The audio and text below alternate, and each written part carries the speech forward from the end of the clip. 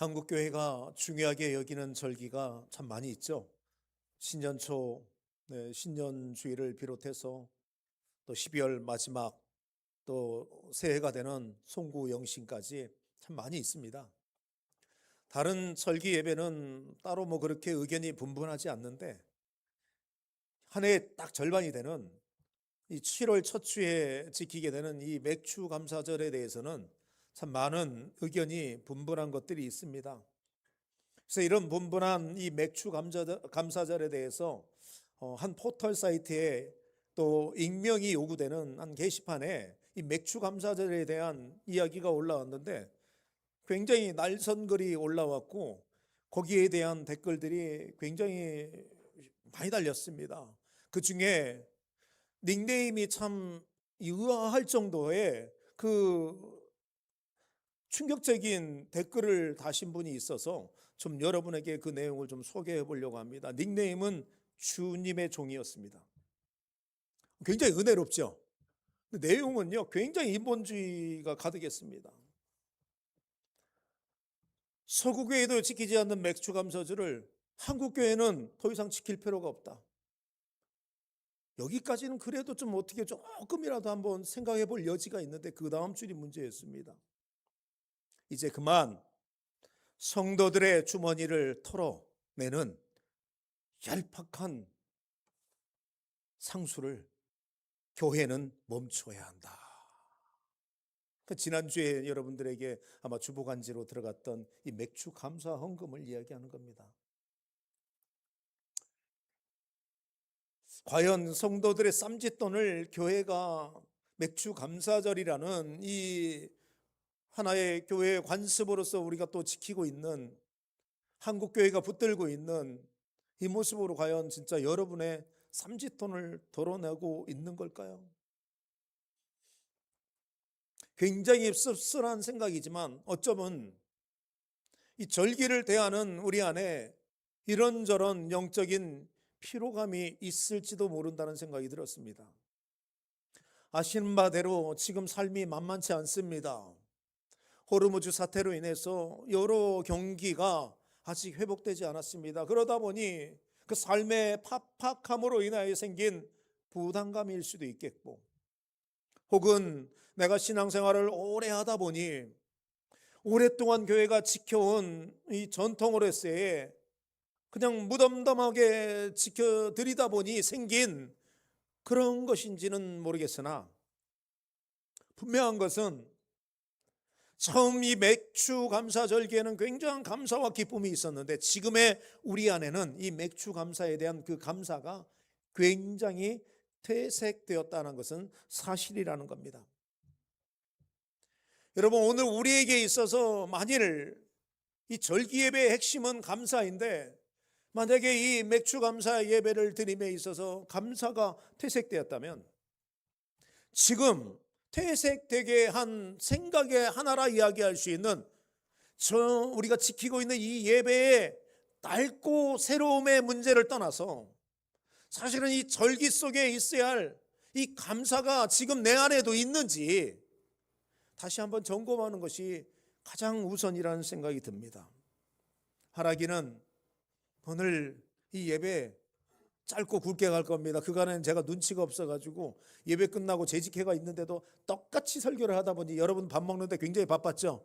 오늘 굉장히 제가 엑기스로 준비했습니다. 여러분, 오늘 드려지는 이 짧은 예배의 시간을 통하여 혹 우리 안에 감사가 퇴색됐다면, 아니 그것을 내가 느끼지 못한 채 여전히 감사의 이름으로 하나님 앞에 서는 모습이 있었다면, 다시 한번 회복하고 새롭게 되는 시간 되기를 주님의 이름으로 축복합니다. 자, 맥주 감사절의 규례가 가장 잘 담긴 책이 바로 신구약 66권 중에 신명기 말씀입니다. 신명기 말씀은 이스라엘 백성들이 약속의 땅을 눈앞에 목전에 둔 상황에서 모세가 이제 백성들에게 행했던 긴 고별 설교를 할 수 있겠습니다. 고별 설교의 말씀, 오늘 1장 1절은 그 설교에 있어서 서론과 같다고 이야기할 수 있겠습니다. 너희 조상의 하나님 여호와께서 너희를 현재보다 1000배나 많게 하시며 너희에게 허락하신 것과 같이 너희에게 복 주시기를 원하노라. 네. 오늘 이 말씀에서 여러분의 눈과 귀가 번쩍 뜨이고 다 꽂히는 말씀이 있다면 어떤 말씀일까요? 1000배나. 네. 지금 있는 것보다 1000배나 복을 받기를 원한대요. 아, 우리 교회는 복 받기 싫구나. 네. 굉장히 이 말씀을 듣는 순간 어쩌면 여러분들 떨릴지도 모르겠습니다. 왜냐하면 우리가 인정을 하든 인정을 하지 않든 사실 우리가 살아가는 가운데 하나님을 늘 본다고 고백하지만 그러나 팍팍한 삶 때문에 우리가 내 삶을 바라보는 데 있어서 우리의 시선이 굉장히 좁아져 있는 것도 사실이기 때문에 그렇습니다. 그러다 보니 오늘 이 말씀을 볼 때 다른 말씀보다도 1000배라는 이 말씀을 딱 보는 순간 동공이 굉장히 커지는 거예요. 들려지는 순간 고막이 그냥 더 크게 울리는 상황이 되더라는 거예요. 그러니 다들 갑자기 표정들이 좀 굳어지는 것 같은데 표정도 살릴 겸 옆 사람 보고 한번 이렇게 축복해 보죠. 현재보다 1000배나 복을 받을지어다. 할렐루야.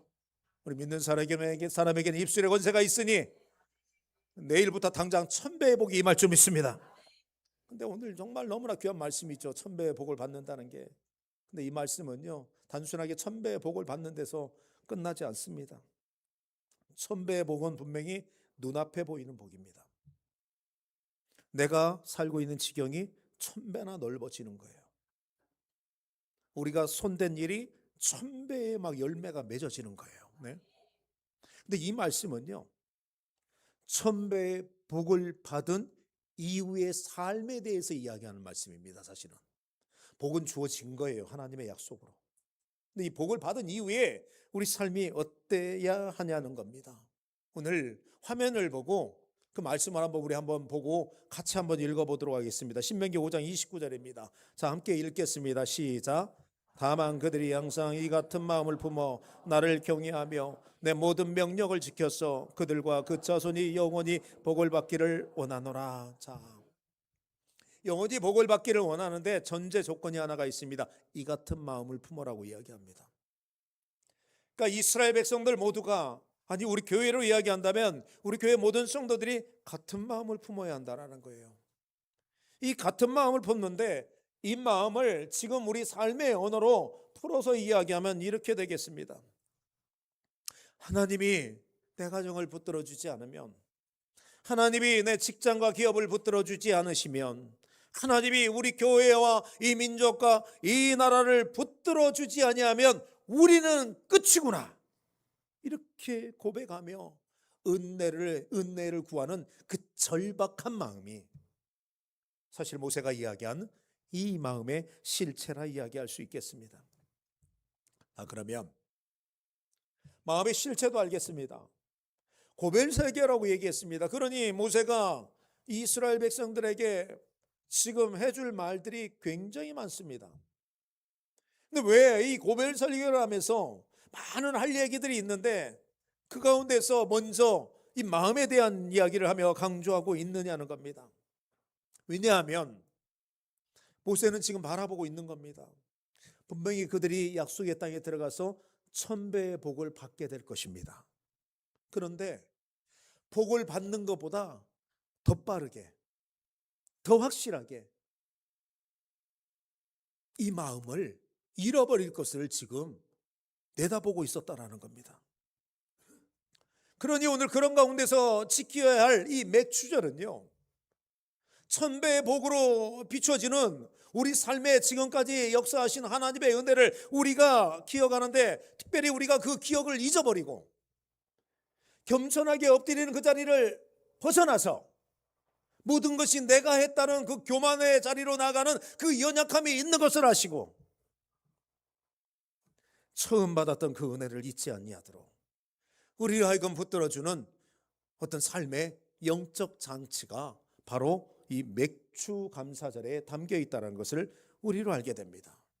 그러니 그들이 이 시기가 되면 모여서 하나님 앞에 감사 예배를 드렸던 것이고, 시간이 많이 흘러서 오늘 우리도 이 시기에 하나님 앞에 감사 예배 드리는 이유가 된다라는 겁니다.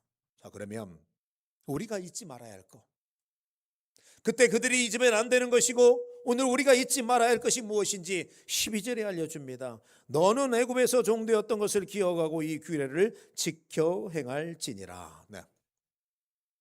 기억을 해야 하는데 언제 기억을 해야 할까? 그 나를 보면서 하는 거예요. 오늘 여러분들이 맥주 감사 예배를 드리는데 지난 6개월 동안의 시간을 하나님이 일하셨는데 그 시간을 보면서 내가 기억해내야 한다는 거예요. 그러면 그 기억해내는 때가 언제냐? 겸손한 때가 아닙니다.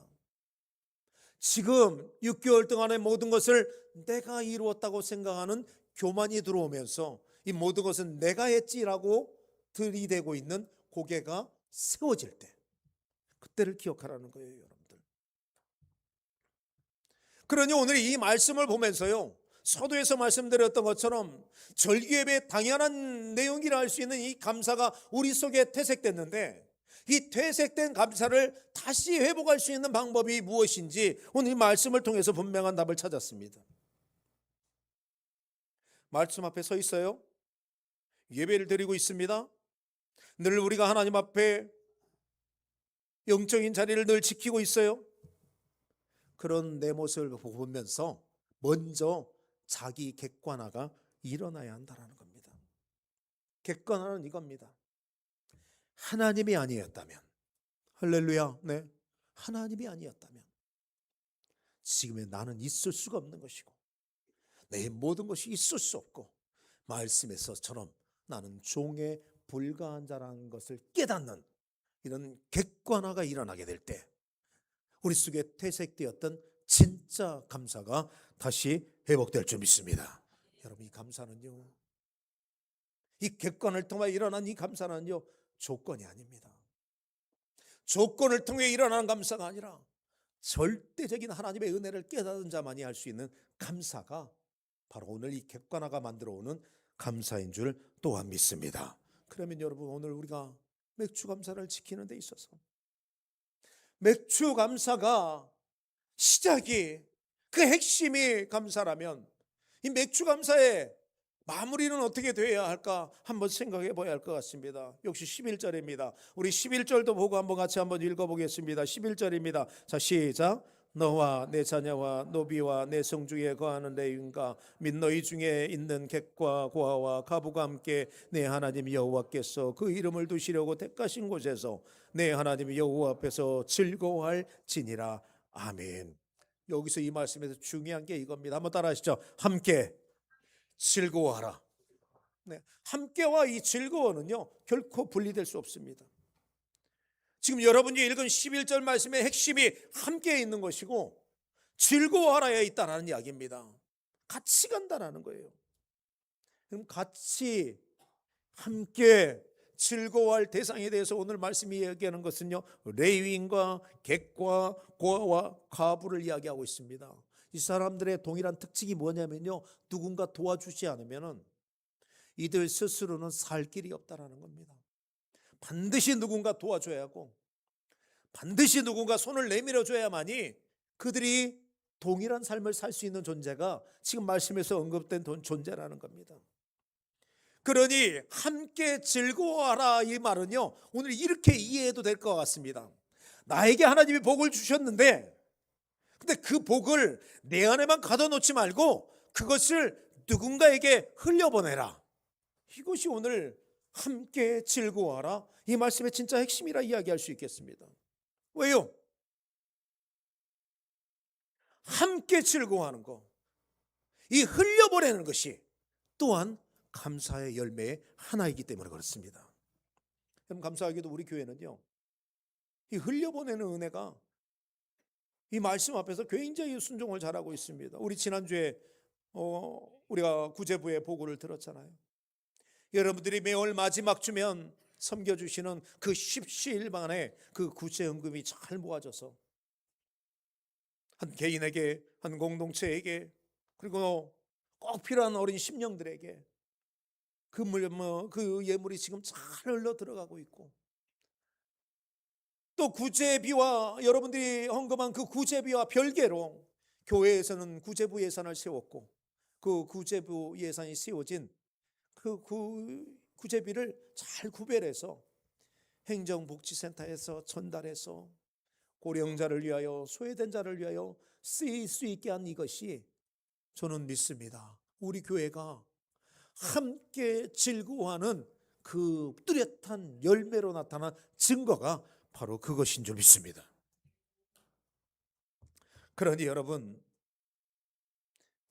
맥주감사절 매년마다 우리가 드리고 있습니다. 진짜 이 맥주감사절이 오늘 우리 안에 기쁨이 있으려면요, 함께 즐거워하는 이전에 내가 누구였는지를 알아야 한다는 겁니다. 말씀은 이야기합니다. 너희가 애굽에서 종되었던, 그때 그들이 종이었던 것처럼 오늘 이 자리에 있는 저와 여러분 모두 다 죄의 굴레에서 우리 스스로는 도무지 살 길이 없는 죽은 자였는데, 그러나 우리 모두에게 십자가의 은혜가 임했습니다. 이제는 산 자가 되었다는 이야기예요. 그러니 오늘 우리가 함께 즐거워할 이유는요, 내가 죽은 자였는데 내가 하나님의 은혜로 살았으니 그들과 함께 나누는 것이 당연하다는 겁니다. 그러니 오늘 진짜 맥주 감사절의 완성은요, 여러분이 붙들고 있는 그것을 누군가에게 흘려보내는 것, 그것을 통하여 진정한 맥주 감사절이 완성될 줄 믿습니다. 그런 의미에서요, 우리 연천장로교회 오늘 맥주 감사절을 맞아서 좀 모두 다 함께 즐거워하는 시간 됐으면 좋겠습니다. 이미 예배는 우리가 드렸잖아요. 네? 그러니 이제 색다른 자리에 좀 여러분들을 초대하고 싶습니다. 어제 우리 교회의 가장 젊은 전도회인 카리스 전도회에서요, 모두 다 나와가지고 얼마나 음식을 준비를 잘했는지 모릅니다. 오늘 그들이요, 오늘 이 맥주 감사절을 맞아서 오늘 여러분들을 함께 섬기며 함께 축복하고 함께 감사하는 자리로, 식탁 자리에, 그 식탁의 자리로 오늘 여러분들을 정중하게 초대합니다. 오십시오. 오늘 그냥 끝나고 그냥 다 가지 마시고 식당 미어 터지게 가시기 바랍니다. 제가 확실하게 얘기할게요. 밥값 공짜입니다. 오시면 됩니다. 그냥 맛있게 드시고 센스 있는 한 말씀만 해주세요. 우리 젊은 전도회가 얼마나 고생을 했는데, 더운 때 한번 우리 뭐 옆에 젊은 전도회가 있다 생각하고 옆 사람에게 한번 이렇게 인사했어요. 맛있어요. 감사합니다. 할렐루야. 말씀 뵙겠습니다. 맥주절은요, 이렇게 생각합니다. 좀 사는데 너무나 지쳐서 염려로 좁아진 내 시선을 하늘을 향해 여는 시간이 되고, 또 사느라 너무 각박하다 보니까 오므러들었던 그 내 지갑을 좀 열어서 누군가에게 흘려보내서 도움이 없으면 살 수 없는 그들이 이제는 그 도움을 받아서 웃을 수 있게 하는 날이 어쩌면 이 맥주 감사절이 아닌가 싶습니다. 바랍니다. 오늘 여러분들이 모두 다 하나님의 거룩한 은혜를 흘려보내는 거룩한 유통자로 사시길 바랍니다. 그리고 이 거룩한 유통이 일어나는 그 진원지가 우리 연천장로교회 되게 하신 하나님을 찬양합니다.